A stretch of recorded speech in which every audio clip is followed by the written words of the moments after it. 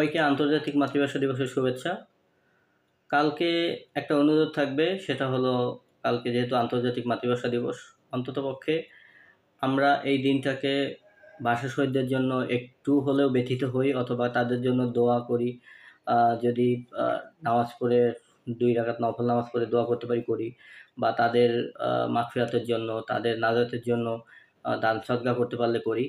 দয়া করে কেউ এই দিনটাকে ডিজে পার্টির দিন বানাবেন না। অন্য যে কোনো দিন বানান, কোনো সমস্যা নাই। আর কালকে যেহেতু একটা পবিত্র দিন, মেইন কথা হলো আমরা যারা বাংলাদেশি আছি, বাংলা ভাষায় কথা বলি, বাংলাদেশে থাকি, কিন্তু আমরা আসলে মূলত বাঙালি হতে পারি নাই। কারণ আমাদের মাতৃভাষা দিবসটাই 21শে ফেব্রুয়ারিতে। এটা হওয়া উচিত ছিল এরকমভাবে যে সরকারিভাবে 8ই ফাল্গুন 1358 বঙ্গাব্দ।